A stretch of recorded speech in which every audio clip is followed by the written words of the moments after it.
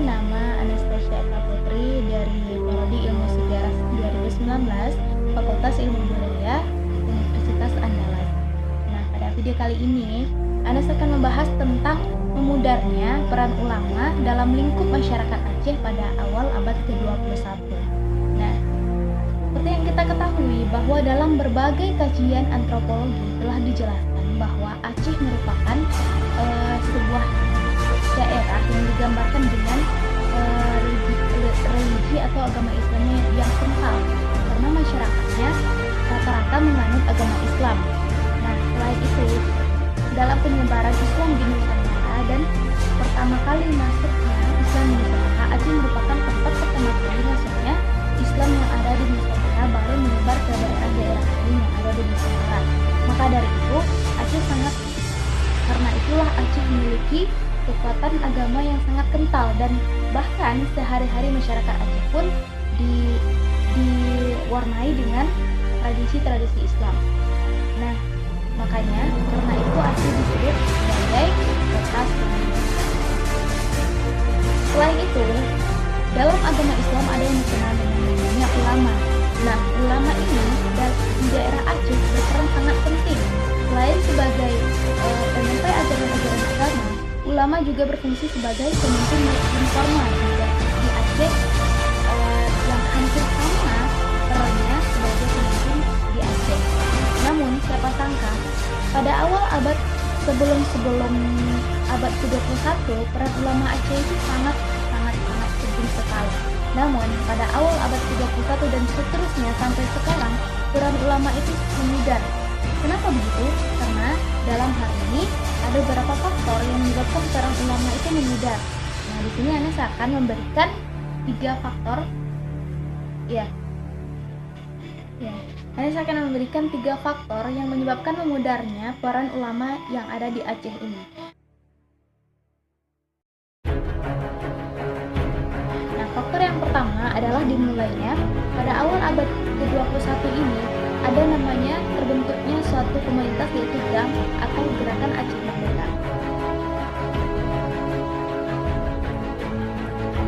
Namun sebenarnya hal ini diawali oleh seorang yang berasal dari Aceh yang bernama Hasan Tio.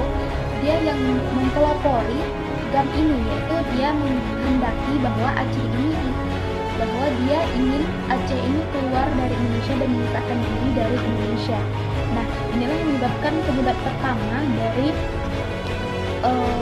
memudarnya peran ulama di Aceh ini. Nah, setelah itu barulah muncul GAM, yaitu Gerakan Aceh Merdeka yang mendukung tindakan atau pendapat ini.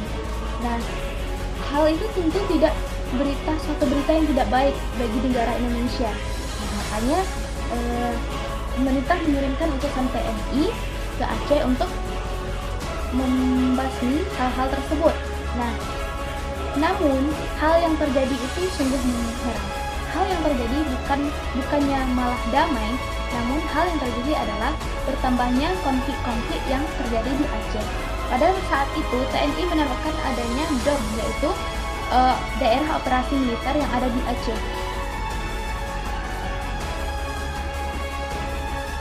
Pada masa diberlakukan domnya ini terjadi banyak sekali peristiwa-peristiwa yang di luar kemanusiaan. Banyak korban berjatuhan, dan masyarakat Aceh banyak yang kehilangan keluarga mereka karena diberlakukannya dom ini, karena TNI bertindak semuanya tanpa pengetahuan pemerintah. Nah, hal inilah yang menyebabkan ulama bingung, apakah mereka mengikuti pemerintah ataukah mereka mengikuti GAM ini untuk membela. Nah, pada hal ini maka hilanglah kepercayaan masyarakat kepada ulama, karena mereka menilai bahwa ulama ini sangat berpihak kepada pemerintah. Nah, kemudian faktor yang kedua yaitu adanya dua aliran ulama yang ada di Aceh ini, yakni ulama Ulamadiah dan ulama Wahabi. Nah, Ulamadiah ini adalah kelompok komunitas agama Islam di mana mereka itu menyebut mereka adalah dengan Ahlus Sunnah wal Jamaah. Nah, mereka ini mengikuti mazhab Syafi'i. Sedangkan paham Wahabi ini adalah paham paham yang lebih bebas. Mereka tidak terikat pada satu mazhab dan mereka menganut semua dari mazhab.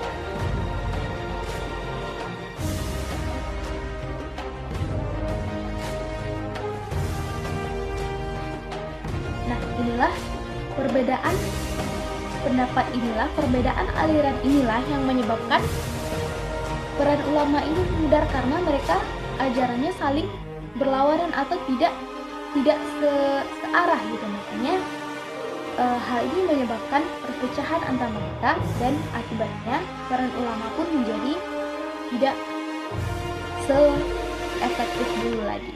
Kemudian yang ketiga adalah munculnya lembaga LSM, yaitu Lembaga Swadaya Masyarakat.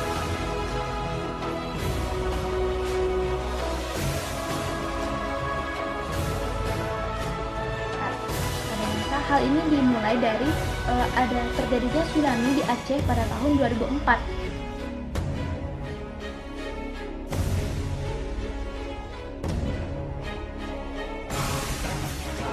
Nah, pada saat itu yang berperan banyak di dalam membantu masyarakat Aceh, mengayomi masyarakat Aceh itu adalah Lembaga Swadaya Masyarakat, yang mana mereka membantu dalam hal finansial, membantu menyalurkan bahan-bahan makanan dan membantu menaikkan ekonomi masyarakat lagi. Maka dari itu LSM mendapat apresiasi dari masyarakat Aceh, dan hal ini tentu mengakibatkan bahwa peran ulama menjadi tergeser akibat LSM ini. Masyarakat lebih cenderung untuk mengapresiasi terhadap lembaga swadaya masyarakat ini, dan pada akhirnya peran ulama pun tersingkir.